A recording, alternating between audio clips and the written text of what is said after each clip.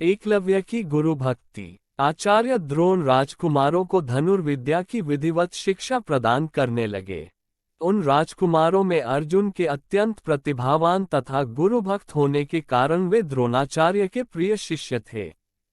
द्रोणाचार्य का अपने पुत्र अश्वत्थामा पर भी विशेष अनुराग था, इसलिए धनुर्विद्या में वे भी सभी राजकुमारों में अग्रणी थे, किंतु अर्जुन अश्वत्थामा से भी अधिक प्रतिभावान थे।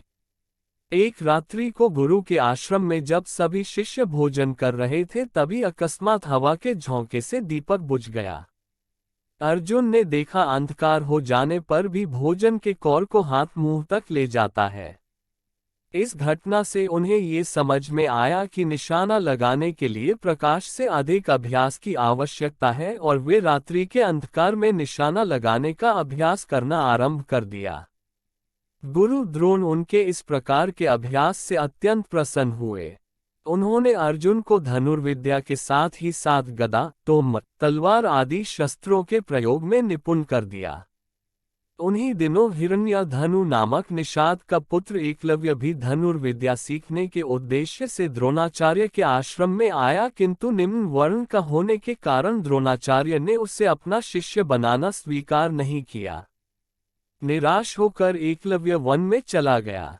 उसने द्रोणाचार्य की एक मूर्ति बनाई और उस मूर्ति को गुरु मानकर धनुर्विद्या का अभ्यास करने लगा।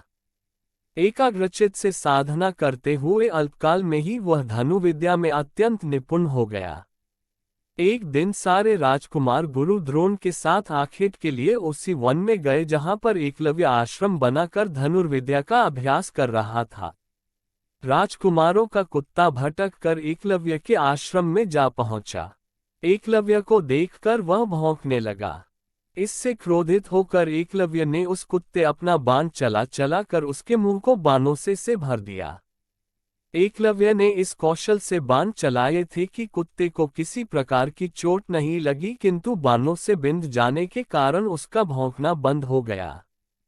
कुत्ते के लौटने पर जब अर्जुन ने धनुर्विद्या के उस कौशल को देखा तो वे द्रोणाचार्य से बोले, हे गुरुदेव, इस कुत्ते के मुंह में जिस कौशल से बाण चलाए गए हैं उससे तो प्रतीत होता है कि यहाँ पर कोई मुझसे भी बड़ा धनुर्धर रहता है। अपने सभी शिष्यों को लेकर द्रोणाचार्य एकलव्य के पास पहुंचे और पूछे, हे वत्स, क्या ये बाण तुम्ही ने चलाए हैं? एकलव्य के स्वीकार करने पर उन्होंने पुनः प्रश्न किया, तुम्हें धनुर्विद्या की शिक्षा देने वाले कौन हैं? एकलव्य ने उत्तर दिया, गुरुदेव, मैंने तो आपको ही गुरु स्वीकार करके धनुर्विद्या सीखी है। इतना कहकर उसने द्रोणाचार्य की उनकी मूर्ति के समक्ष ले जाकर खड़ा कर दिया। द्रोणाचार्य नहीं चाहते थे कि कोई अर्जुन से बड़ा धनुर्धारी बन पाए। वे एकलव्य से बोले, यदि मैं तुम्हारा गुरु हूं तो तुम्हें मुझको गुरुदक्षिणा देनी होगी। एकलव्य बोला, गुरुदेव, गुरुदक्षिणा के रूप में आप जो भी मांगेंगे मैं देने के लिए तैयार हूं। इस पर द्रोणाचार्य ने एकलव्य से गुरुदक्षिणा के रूप में उसके दाहिने हाथ के अंगूठे की मांग की। एकलव्य ने सहर्ष अपना अंगूठा दे दिया। इस प्रकार एकलव्य अपने हाथ से धनुष चलाने में असमर्थ हो गया तो अपने पैरों से धनुष